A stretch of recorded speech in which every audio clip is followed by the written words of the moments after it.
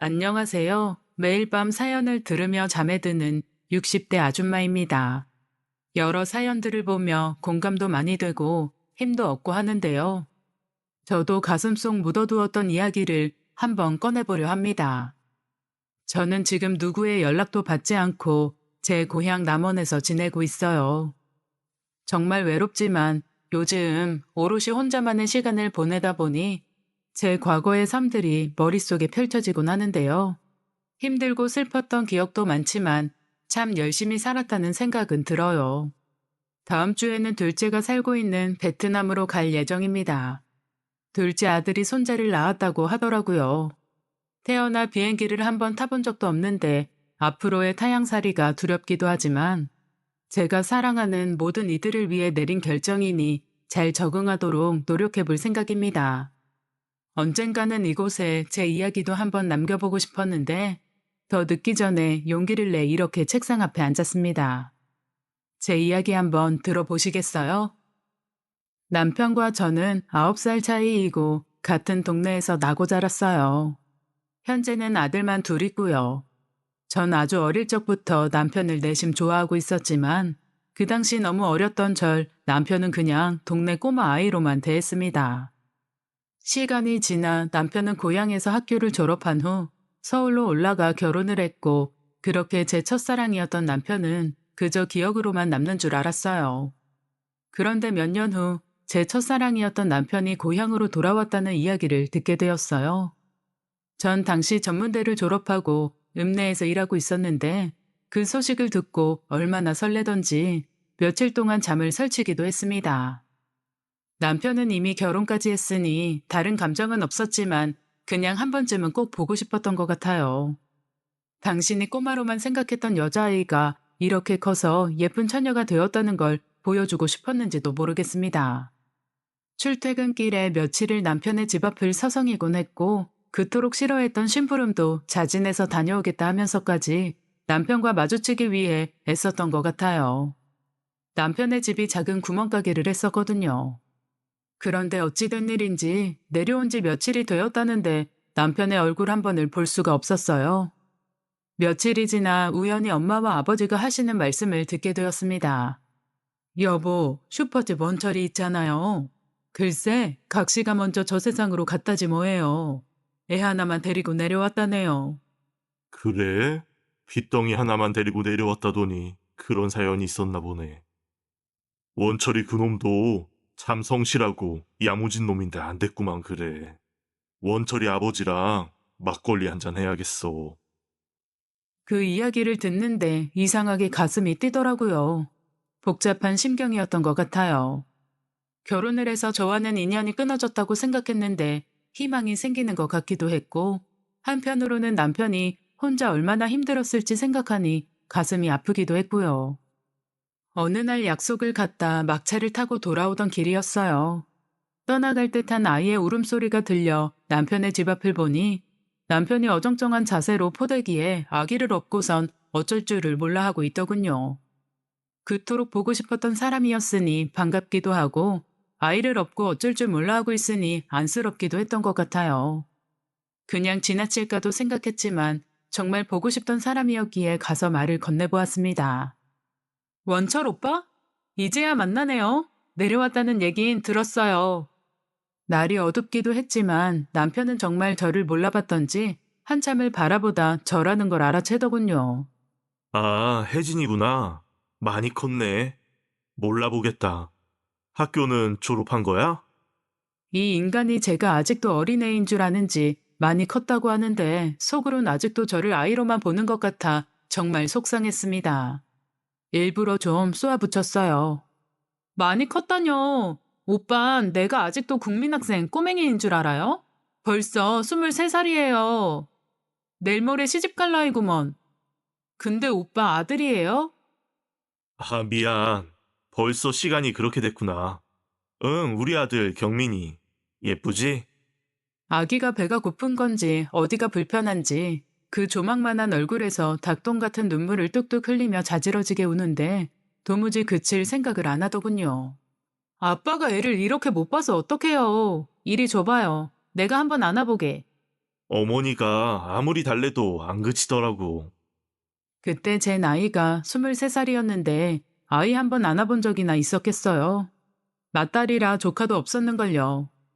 그래도 제가 뭘 안다고 아기를 받아들고 조금씩 달랬더니 신기하게도 제품에 안긴 아기는 금세 울음을 그치곤 새근새근 잠에 들더군요. 와, 신기하네. 내가 아무리 달래도 도통 그치질 않는데 우리 경민이가 혜진이 누나가 마음에 쏙 드나 보네. 그 누나라는 말이 왜 그리도 듣기 싫던지 전 괜히 화가 나더라고요. 화를 내며 아기를 다시 남편에게 건네고 집으로 돌아와 버렸어요. 누나가 뭐예요? 오빠 아들이면 이모지. 아직도 어린애 취급이야? 나 갈래요. 남편은 다시 울음을 터뜨리는 아기를 안고 머쓱한 표정을 짓더군요. 화를 내고 돌아오긴 했지만 전 다시 만난 남편의 생각에 그날 밤 잠도 잘 못 이뤘던 것 같아요. 첫사랑인 남편을 다시 만나게 된 전 그날 이후로 남편에게 걷잡을 수 없이 빠져버렸습니다. 쉬는 날엔 하루 종일 남편의 집 앞을 서성이고 우연을 가장해서라도 마주치려 온 동네를 돌아다니기도 했습니다.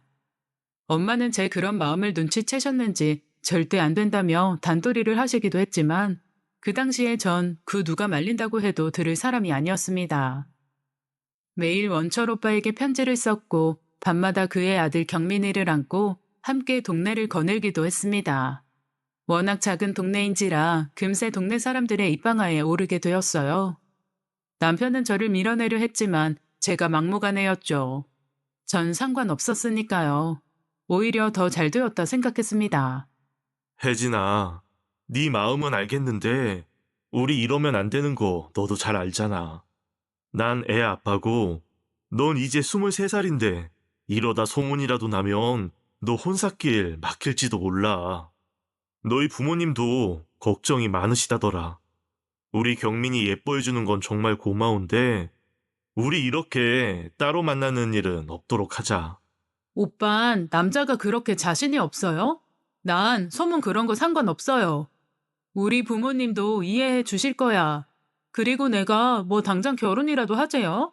우리가 뭐 한 것도 아니고 이렇게 얼굴 보고 하면 좋잖아요. 그땐 제가 정말 철이 없었던 것 같아요.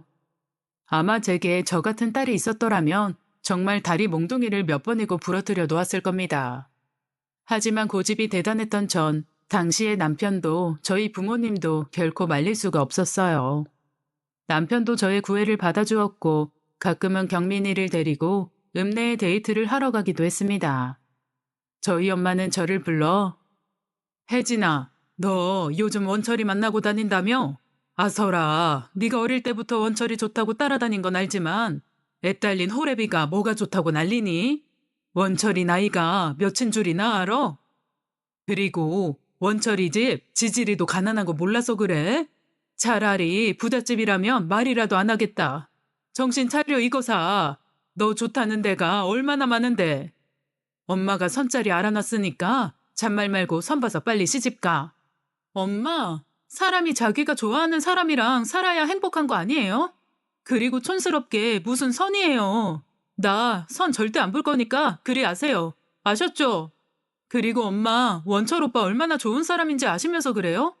옛날에 아빠 쓰러지셨을 때 원철이 오빠가 없고 병원까지 안 갔으면 우리 아빠 지금 거동도 제대로 못 하셨을 거잖아요.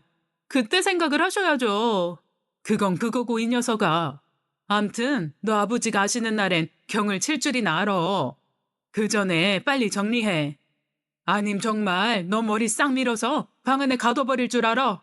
그땐 말리는 엄마가 원망스럽고 이해가 잘 되지 않았지만 사실 그 당시 남편의 집안 상황은 정말 최악이라고 해도 과언이 아니었어요.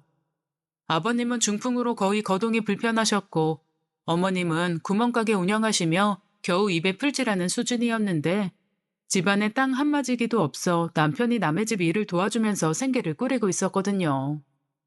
남편이 서울로 올라간 것도 배운 것도 없이 남의 농사만 도와주면서 사는 건 답이 없어 일거리를 찾아간 거였고요.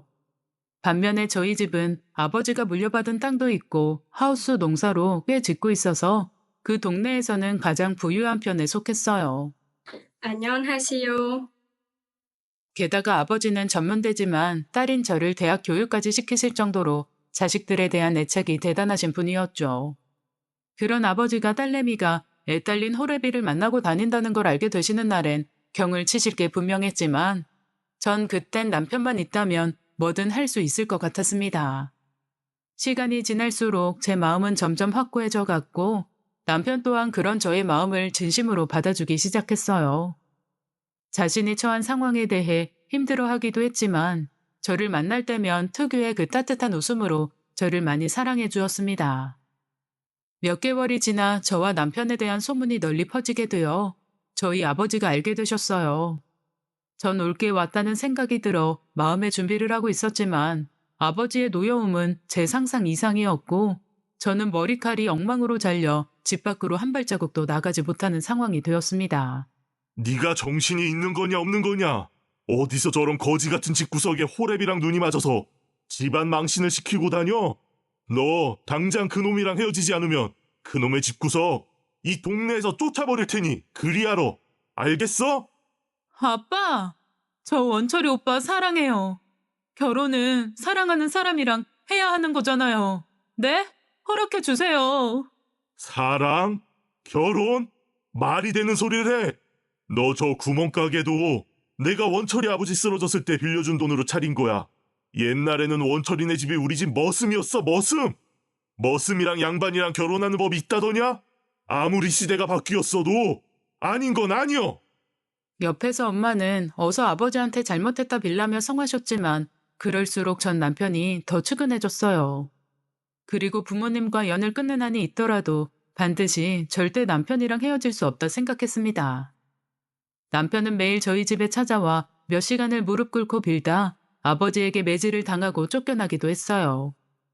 결국 아버지는 남편의 집에 쫓아가 마을에서 쫓아내버리겠다며 엄포를 늘어놓으셨고 빌려준 돈을 당장 갚으라며 압박도 하셨다고 했어요. 하지만 자식 이기는 부모 없다고 제가 밥도 물도 안 먹으면서 버티니 아들 경민이를 데려오지 않는 조건으로 결혼을 허락하셨지만 남편도 저도 그건 있을 수 없는 일이라며 버텼습니다. 저도 애초에 경민이를 두고 남편과 결혼할 생각은 없었으니까요. 남의 자식을 키우게 할 수는 없다며 더 강경하게 나오신 아버지는 정말로 남편의 집에 빌려준 돈을 전부 다 회수하셨고 길에 나앉을 만한 상황을 만드셨어요. 결국 전 편지 한 장만을 남기고 남편과 함께 고향을 떠나왔습니다. 경민이를 안고 무작정 서울로 올라왔어요. 제 부모님 가슴엔 비수를 꽂고서 말이죠. 간간히 들려오는 소식에 저희 집과 남편의 집은 철천지 원수가 되었다고 하더군요.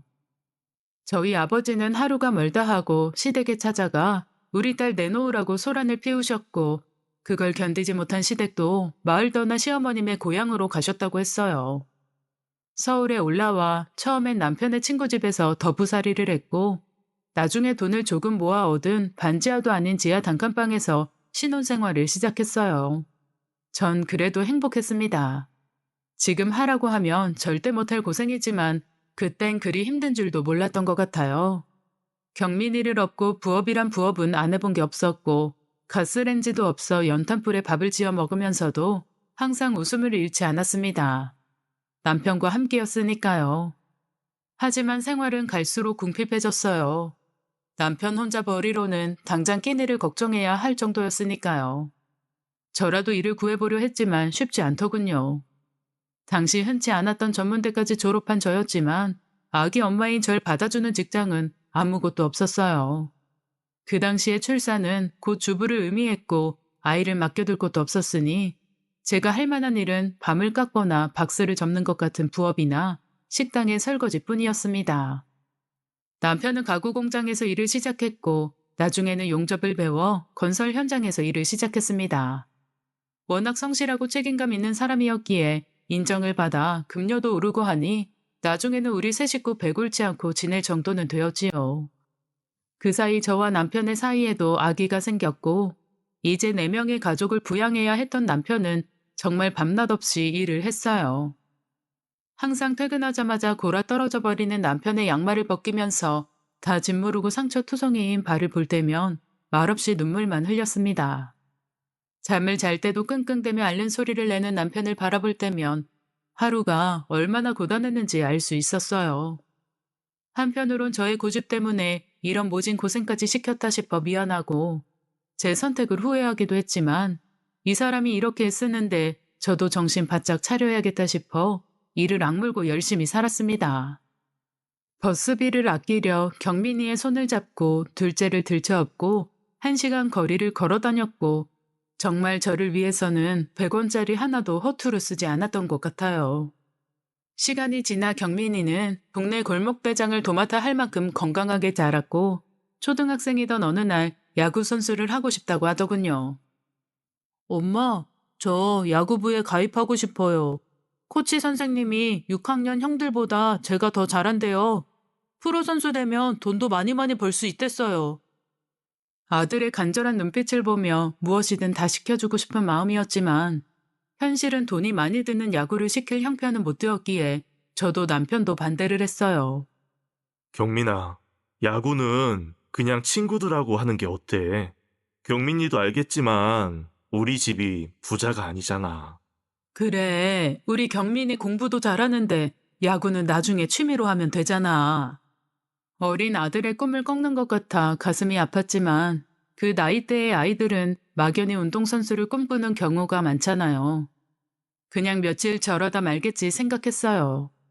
하지만 어린 것이 고집이 어찌나 센지 몇 날 며칠을 먹지도 자지도 않고 야구만 시켜달라고 하는데 버틸 재간이 없더군요.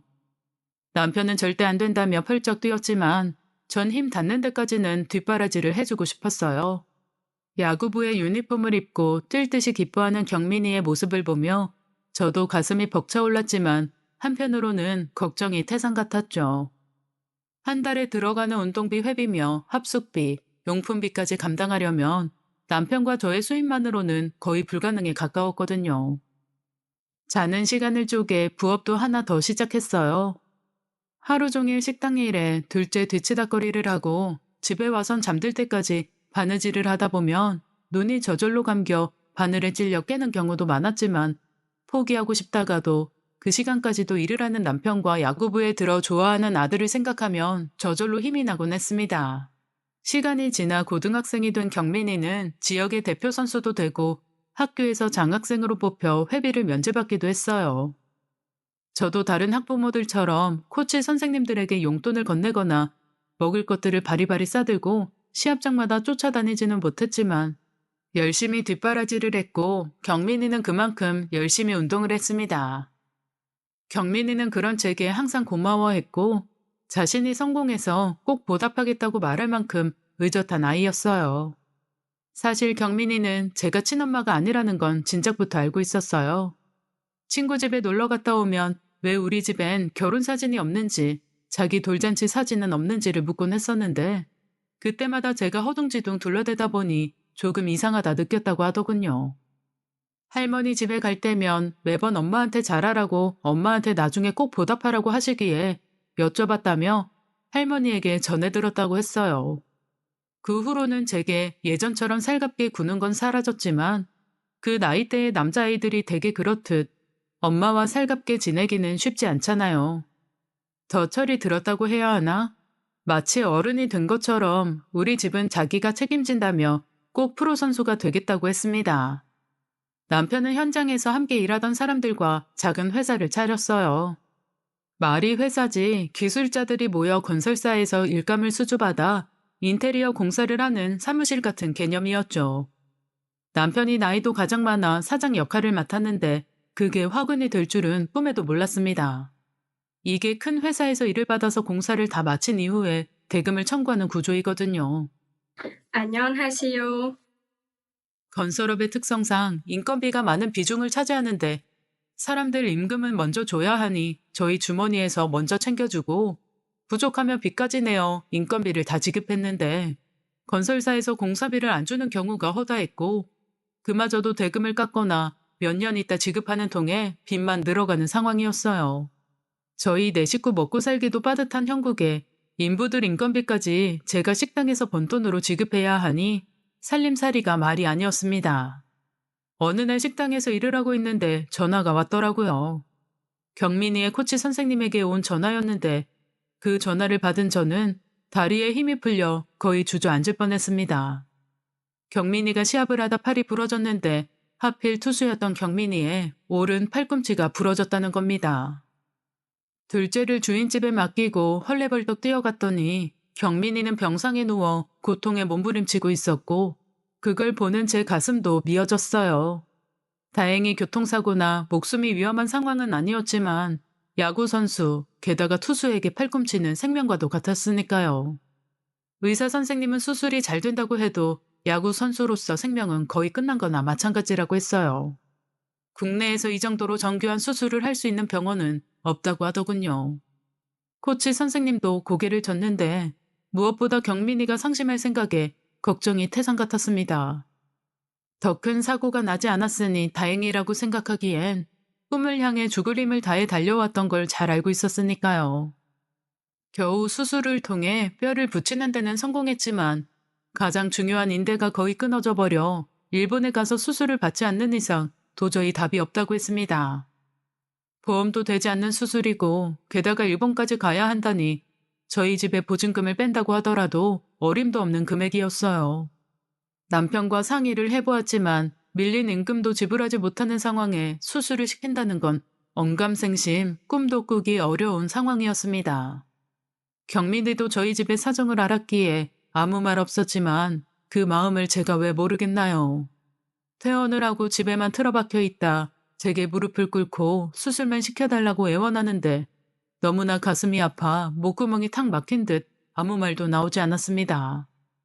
집을 떠난 지 15년이 넘어 처음으로 친정에 찾아갔어요. 아무리 생각해도 그 방법밖에는 없더군요.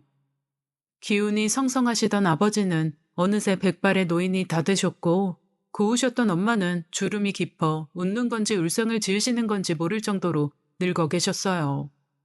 아버지는 자신에게 딸은 15년 전에 죽었다면서 나가버리셨고 엄마는 제 손을 잡고 말없이 눈물만 흘리시더군요. 엄마 죄송해요.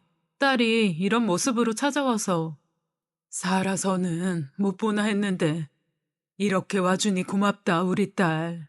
저 엄마 실은 목구멍까지 차오른 말을 차마 꺼내기가 쉽지 않았지만 겨우 말을 내뱉었어요. 제 이야기를 모두 들은 엄마는 제게 엄마가 가진 돈의 전부라며 200만 원을 쥐어주셨습니다. 제 동생들에게 받은 용돈 한 푼도 쓰지 않고 모으신 돈이라는 걸 알았지만 전 그 돈을 받아들고 집을 나섰습니다.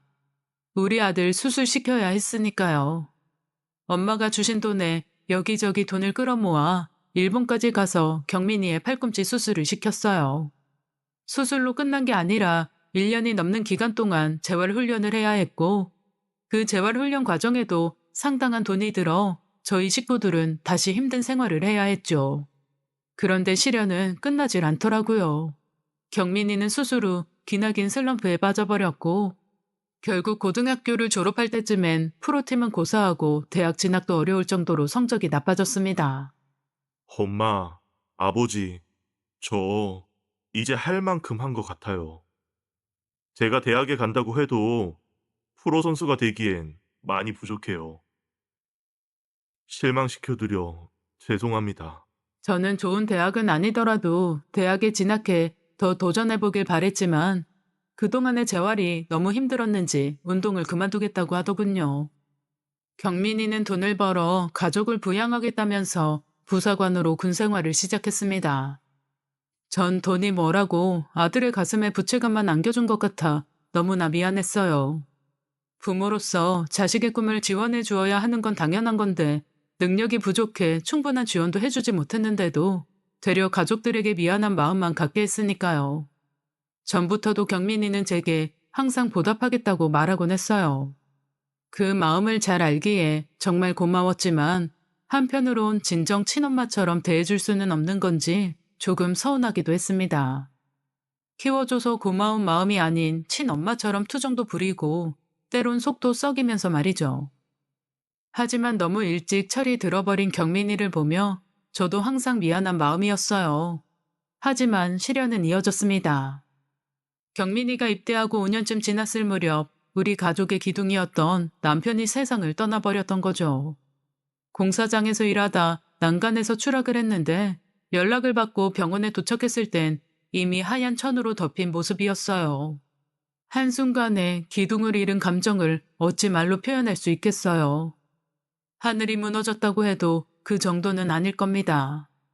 군에 있던 경민이가 연락을 받고 달려와 장례를 치렀고 전 한동안 정신도 차릴 수 없었어요.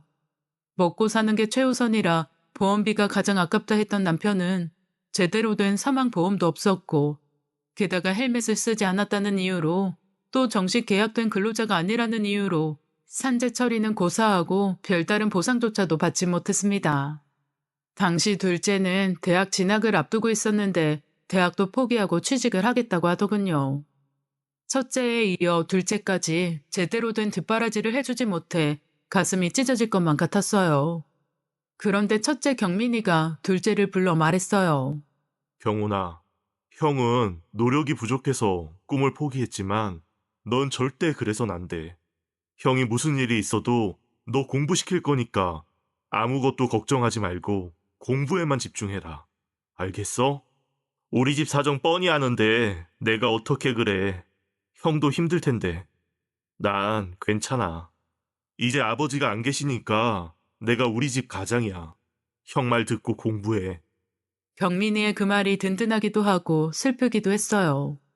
자기도 아직 20대의 어린 나이인데 저와 동생까지 책임지려 하는 마음이 기특했지만 저 또한 경민이의 짐이 된 것 같았으니까요. 자신의 말처럼 경민이는 둘째가 대학을 졸업하고 또 외교관 시험을 준비할 때까지 오랫동안 동생의 뒷바라지를 했고 둘째는 외교관이 되어 해외에 나가 살고 있어요. 경민이는 30이 훌쩍 넘어 전역을 했지만 남들은 군 생활을 하면 억 단위의 돈을 모아 나온다는데 그동안 가족들 뒷바라지 하느라 모아놓은 돈도 별로 없었어요. 이제 곧 결혼도 시켜야 할 텐데 방 한 칸 마련해줄 돈도 없는 엄마의 심정이 오죽했을까요. 처음 보았을 때 자지러지게 울던 그 피덩이가 이제는 마흔을 바라보는 나이가 되어 흰머리도 하나씩 보이는데 살림살이는 나아진 게 없어 미안한 마음뿐이었습니다. 나중에 짐이라도 되지 않으려 저도 열심히 일을 했어요. 그런데 어느 날 아들 녀석이 결혼을 하겠다며 아가씨를 한 명 데려왔더라고요. 뱃속엔 하늘이 주신 선물도 함께 말이죠. 아가씨는 참 예쁜 외모였고 직업도 안정적이라고 했어요. 나이도 많고 재산도 별로 없는 우리 아들에게 시집 와준다니 고마울 따름이었죠. 제가 가진 것 없는 부모라 미안하다며 남겨줄 것도 없는데 괜찮겠느냐 물었지만 부모님께 의지하지 않고 부부가 열심히 살아보겠다 하더군요. 그 말을 들으니 더욱더 안심이 되었고 큰아들이 심성이 고와 참 좋은 짝을 만난 것 같아 기분이 좋았어요. 게다가 성격도 얼마나 좋은지 자기가 집에서 직접 구웠다면서 작은 봉지에 담긴 쿠키를 선물하며 요리가 취미라더군요. 옷차림도 수수하고 무엇보다 허영심이 없어 정말 예뻐 보였습니다. 전 해줄 게 별로 없어 미안하다며 아이 낳으면 내가 잘 돌봐주마 약속했어요. 제 손주이니 당연한 일이기도 했지만 제가 해줄 수 있는 게 그것뿐이었으니 어쩔 수 없는 일이었지요. 아가, 고맙다. 우리 경민이 많이 사랑해주고 이렇게 뱃속에 아기까지 데려와 주니. 내가 능력이 없어 해줄 건 없지만 손주는 내가 책임지고 봐주마. 정말요, 어머님? 약속하신 거예요? 너무 감사해요. 사실 저희 부모님도 멀리 사셔서 걱정했거든요. 경민이는 식장도 잡고 좋은 아파트도 구해 결혼식을 올렸습니다. 모아둔 돈도 없었을 텐데 무슨 돈으로 집까지 얻었는지 궁금했지만 그냥 대출을 받았다고만 하더군요. 그런데 결혼식을 마치자마자 며느리는 완전히 돌변해 버리더군요. 안녕하세요. 제가 먼저 집안일도 도와주고 애도 키워준다고 하지 않았느냐며 시도 때도 없이 저를 불러 집안일을 부탁하는데 말은 못하고 속만 끓이기도 했어요. 세탁소에 맡긴 옷들을 찾아와 달라고 하기도 하고 인터넷 설치 기사가 오는데 그 사람을 맞이해달라고 부탁하기도 하더군요. 제가 근처에 사는 것도 아니에요. 지하철 타고 버스 갈아타서 1시간이 넘는 거리입니다. 제게 잘하는 건 바라지도 않았지만 그렇게 집안일을 몇 번 도와주었더니 나중에는 저를 완전히 파출부 부려먹듯 하더라고요. 청소는 물론이고 빨래며 음식까지 나중엔 이것저것 타박까지 하는데 완전 호칭만 어머니이지 파출부 아줌마한테도 그렇게는 안 했을 겁니다. 저보고 미련하다고 하실 분들도 있겠지만 제가 조금 싫은 티라도 낼라치면 해준 것도 없는 시모가 무슨 할 말이 그리 많냐는 식으로 나오는데 저 때문에 괜히 아들 내외 불편해질까 꼭 참고 있었어요. 아이 낳고 조금 클 때까지만 도와주려는 마음이었으니까요. 그런데 아이를 낳고 난 후에는 더 심해졌습니다. 신혼집 출근할 때 손주를 맡기고 퇴근하면 데리러 오는 게 아니라 저한테 자기 집으로 출퇴근을 하라고 하더군요. 어머님, 아무래도 어머님 댁은 곰팡이도 좀 있고 우리 예원이한테 안 좋을 것 같은데 저희 집으로 오시면 안 될까요? 제가 교통비는 드릴게요. 예, 우리 집 곰팡이 없어. 내가 매일 쓸고 닦고 하는데 무슨 소리를 하는 거니? 에이, 어머님, 저희 집 청소하시는 거 보니까 제대로 안 하시던걸요, 뭘. 그리고 집 오래돼서 환기도 잘 안 되잖아요. 제가 불안해서 그래요. 어머님이 저 애 낳으면 맡아서 키워주신다고 하셨잖아요. 그러지 말고 저희 집으로 오세요. 네? 제가 해놓은 말이 있어 그러마했지만 1시간이 넘는 거리를 출퇴근을 하라니 너무한다 싶었지만 해준 게 없으니 무시받는 게 당연하다는 생각도 들고 그냥 부모돌이 한다고 생각해 한동안 아들네 집으로 출퇴근을 했습니다. 하루는 아침에 아들 집에 가서 초인종을 누르려는데 아들과 며느리가 싸우는 소리가 들리더군요. 당신이 출근할 때 예언이 맡겨놓으면 되잖아. 1시간이나 걸리는데 꼭 우리 엄마한테 여기까지 오시라고 해야겠어? 차가 있는 것도 아니고 매일 지하철 타고 오시는데. 그럼 나는 1시간 안 걸려요? 그리고 당신 어머니가 먼저 애 키워주신다고 했잖아. 해준 게 없으시다고. 내가 뭘 잘못했는데? 당신 어머니? 말을 그따위로밖에 못하겠어? 당신 삼성동 어머니한테는 끔찍하게 잘하면서 왜 우리 엄마한테는 그딴 식이야? 그럼 당신 같으면 아파트 사주고 다이아 반지 사준 시어머니가 좋지. 돈 한 푼 없이 지질이 궁상이 계모 시어머니가 좋겠어요? 그리고 막말로 당신도 행동 똑바로 해. 자기가 돌아오기만 하면 어머님 남편분이 회사 물려주신다잖아. 막말로 피 한 방울 안 섞인 계모랑 강남에 건물 몇 채 있는 친엄마 중에 누가 더 중요해? 당신 한 번만 더 그런 소리 하면 나 정말 화낼 거야. 나한테 엄마는 딱 한 번뿐이야. 핏덩이 버리고 딴 남자랑 도망간 사람이 엄마야? 쓸데없는 소리 하지 마. 그러니까 미안하다고 재산 물려주신다잖아.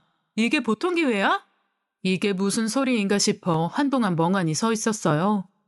한참을 생각하고 있었는데 문이 열리는 소리가 났고 전 저도 모르게 계단 밑으로 몸을 숨겼습니다. 아들이 나와 엘리베이터를 타고 내려갔고 며느리는 배웅을 하고 누군가와 통화를 하더군요.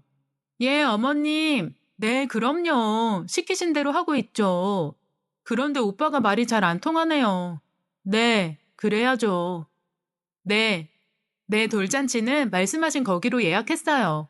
감사해요, 어머님. 그때 봬요. 저 말고 어머님이라 부를 만한 사람이 또 있던가요? 허탈의 웃음이 나올 지경이었어요. 그런데 번뜩 생각나는 일들이 있었습니다. 남편이 생전에 제게 무슨 말을 하려다 머뭇거렸던 일. 경민이의 결혼식 날 어떤 아줌마가 신랑 측에 앉아 막 눈물을 흘리던 일. 저는 아파트를 해준 적도 없고 그럴 능력이 없는데 상견례 때 사돈 측이 연신 고맙다고 했던 일. 그제야 그 모든 게 경민이의 생모 때문이라는 걸 알게 되었어요. 사별을 한 게 아니라 도망을 갔던 거더군요. 다시 1층까지 걸어갔다 엘리베이터를 타고 올라와 애써 태연한 척을 했어요. 며느리는 타박을 하고 출근을 하더군요. 미안하다. 버스를 놓쳐서 오늘 좀 늦었네. 이렇게 늦게 오시면 어떡해요. 오늘 월요일이라 차도 막히는데. 큰일 났네. 빨래랑 젖병이랑 소독할 거 많으니까 그것부터 해주세요. 그리고 주말에도 좀 와주시면 안 돼요? 애 키워주신다면서 주말엔 쉬시는 건 좀 그렇다. 그날 하루가 어떻게 지나갔는지도 모르겠어요. 그냥 하루 종일 온갖 생각에 사로잡혀 정신이 나간 사람처럼 앉아 있었습니다. 참 비참하더군요. 핏덩이를 버리고 딴 남자와 도망간 여자도 돈만 있으면 며느리에게 대접받는데 남편도 없이 손주 기저귀나 갈고 있으니 제 자신이 너무 초라해 미칠 것만 같았습니다. 아들이 퇴근에 고생했다며 말을 걸었지만 말없이 아들 집을 나왔어요. 그 후로 며칠을 아프다며 아들의 집에 가지 않았어요. 도저히 며느리의 얼굴을 볼 수가 없더군요. 며느리가 밉거나 원망스럽기보다 제 자신이 초라해 견딜 수가 없었거든요. 경민이는 제가 좋아하는 오렌지를 사와서 함께 병원에 가자며 손을 잡아 끌기도 했지만 금세 되돌려 보내곤 했어요. 이미 제 마음의 결심이 선 이유였으니까요. 공교롭게 다음 달이 손녀인 예원이 돌잔치가 있었어요. 전 이전에 며느리와 경민이 생모의 통화를 들었기에 어느 정도 짐작은 하고 있었습니다. 전 손녀의 돌잔치도 성대히 열어줄 수 없는 부족한 할머니인걸요. 며느리는 제게 돌잔치는 하지 않고 감염병 때문에 그냥 가족끼리 식사 자리만 마련하겠다고 하더군요. 경민이는 무슨 말을 하려는지 몇 번을 머뭇거리기도 했지만 애써 모른 채 했습니다. 주말에 아들의 집에서 간단히 케이크에 촛불만 켰어요. 돌잡이도 간단하게 했고 저녁만 먹고 돌아왔습니다. 그날은 며느리가 아주 살갑게 굴더군요. 자기가 너무 생각이 짧았다며 미안하다면서요. 어머님, 이번 주말에 친구분들이랑 온천에 한번 다녀오세요. 제가 그동안 너무 죄송해서 호텔이랑 다 예약해뒀어요. 그래요, 엄마. 이 사람이 제일 좋은 곳으로 다 준비해뒀으니까 편하게 다녀오세요. 고맙다며 잘 다녀오겠다 했습니다. 며느리는 맛있는 것도 많이 사 먹으라며 용돈까지 쥐어주더군요. 게다가 저 집에 편히 가라고 택시까지 잡아주는데 그 검은 속내를 뻔히 알고 나니 며느리의 행동이 어쩜 그리 가증스럽게 느껴지던지요. 주말이 되어 주변 아주머니들과 함께 온천으로 출발했어요. 요즘엔 기사 딸린 승합차도 렌트가 되는가 보더라고요. 어쩜 그리 살뜰히 준비를 했는지 옆에서 다들 며느리 칭찬 일색인데 전 쓴 웃음만 지을 뿐이었습니다. 호텔에 도착해 방에만 틀어박혀 있었어요. 함께 간 친구들은 함께 온천을 하자며 성화였지만 그럴 기분이 아니었으니까요. 그런데 잠시 후 휴대폰의 메시지 알림음이 몇 분 동안을 멈추지 않고 계속 울리는 거예요. 무슨 일인가 싶어 메시지를 보았더니 모르는 사람이 수십 장의 사진을 보냈더군요. 휴대폰을 열어 사진을 확인한 저는 그 자리에 한참을 멍하니 서 있었어요. 사진 속엔 낯익은 아기와 우리 아들, 며느리, 그리고 한복을 곱게 차려입은 한 여자가 밝게 웃고 있었거든요. 그리고 그들의 뒤편엔 예원아 생일 축하해라는 문구. 그건 바로 우리 손녀 예원이의 돌잔치 사진이었던 겁니다. 절 여행 보낸 오늘이 돌잔치 날일 거라 예상은 했지만 직접 사진으로 보니 손이 벌벌 떨리고 가슴 뛰는 소리가 제 귓가에 들리는 것만 같았어요. 차라리 그냥 생모를 모시고 돌잔치 하고 싶었다고 말했다면 그렇게 치욕스럽진 않았을 겁니다. 저를 혼자 이곳에 보내놓고 행복한 웃음을 짓는 아들과 며느리가 용서가 되지 않았어요. 사진을 보는 와중에도 몇 장의 사진이 더 전송되었고 마지막엔 우리 아들 키우느라 고생 많았지? 이제 내 아들이랑 며느리는 내가 챙길 테니까 고생 그만하고 좀 쉬어. 돈 필요하면 연락하고 라는 메시지가 오더군요. 안녕하세요. 그건 아들의 생모가 보낸 메시지였어요. 어쩜 사람을 그리 비참하게 만들 수가 있을까요? 경민이를 처음 본 순간부터 지금까지 바라는 것 하나 없이 그저 내 아들이라 생각하고 키워왔고 또 바라봤는데 늘 더해주지 못해 미안한 마음에 가슴이 아팠는데 그날 밤은 잠을 이루지 못했던 것 같아요. 화가 나고 서럽다기보단 참 슬펐습니다. 머리로는 결정을 내렸었지만 마음속에서는 계속 머뭇거리고 있었던 것 같아요. 하지만 그 사진을 보고선 다시 한번 마음을 다잡았어요. 그래, 나만 없으면 내가 떠나주어야 우리 아들이 더 행복하게 잘 살 수 있어. 메시지를 보내온 번호로 전화를 걸었습니다. 저 경민이 엄마입니다. 잠시 뵐 수 있을까요? 웃기네요. 경민이 엄마는 저 아닌가요? 그래서 용건이 뭐예요? 돈 필요하신가? 일단 만나시죠. 다음날 만난 그 여자는 참 예쁘더군요. 저랑 나이는 비슷한 것 같은데 피부는 맑고 광이 났고 과하게 이것저것 걸치지 않아도 고급스러움이 느껴지는 옷차림이었어요. 나름 신경 써서 나갔지만 저절로 몸이 움츠려들었습니다. 할 말이 뭐예요? 말해봐요. 돈이라면 여기 준비해왔고. 저 정말로 경민이가 유산을 받을 수 있는 건가요? 저번에 애들이 이야기하는 걸 들었어요. 맞아요. 대신 제가 경민이를 잃어버렸다가 우연히 다시 찾은 걸로 해야 해요. 내 남편은 그렇게 알고 있으니까. 당연히 키워준 엄마가 있으면 안 되겠죠? 신부는 이미 죽었으니까 그쪽만 없으면 돼요. 그럼 제가 떠나드리면 되나요? 그렇게만 하면. 이해가 빠르시네. 내가 원하는 게 바로 그거예요. 돈은 내가 줄게요. 여기 이 정도면 혼자서 죽을 때까지 부족함은 없을 거예요. 눈앞에 놓인 봉투를 한참 바라보았어요. 제게도 이런 거금을 줄 정도면 우리 경민이랑 손주들은 평생 걱정 없이 살 수 있겠더군요. 알겠다고 하고 그 봉투를 들고 일어섰습니다. 초라한 제 뒤통수에 대고 그 여자가 말하더군요. 약속 꼭 지켜요. 내가 다 확인할 거니까. 당당하게 걸어 나오려 했지만 자꾸만 다리에 힘이 풀렸어요. 겨우 벽에 의지해 그곳을 나왔고 바로 살고 있던 집을 정리해 이곳 남원으로 내려왔습니다. 받은 돈은 모두 며느리에게 송금해 주었습니다. 우리 아들 잘 부탁한다고 말이죠. 제가 사라지니 경민이에겐 쉴 새 없이 전화가 오고 둘째에게도 연락을 했다고 하더군요. 마지막으로 우리 아들 얼굴 한번 보고 싶은 마음이 굴뚝 같았지만 이를 악물고 참고 있습니다. 둘째에겐 곧 그곳으로 가겠다고 이야기하고 번호를 바꾸었어요. 그래야 할 것 같았고 그래야만 하니까요. 제가 흔들리면 모든 게 물거품이 될 테니 말이죠. 이런절 미련하다고 하시는 분들이 많겠죠. 저도 알고 있어요. 저 미련한 거. 하지만 무언가 대가를 바라고 경민이를 아들로 품은 것도 아니었으니 우리 아들이 행복할 수만 있다면 전 그게 무엇이든지 다 할 수 있어요. 전 엄마니까요. 나중에 우리 남편을 다시 만나게 되면 그동안 고생 많았다고 한번 안아주었으면 좋겠네요. 전 그걸로 족하니까요. 제 이야기 들어주셔서 감사드립니다. 여러분들도 행복하세요. 지금까지 사연 읽어주는 남녀였습니다. 끝까지 함께 해주신 여러분 감사드리며 저희는 다음 사연으로 돌아올게요. 안녕하세요.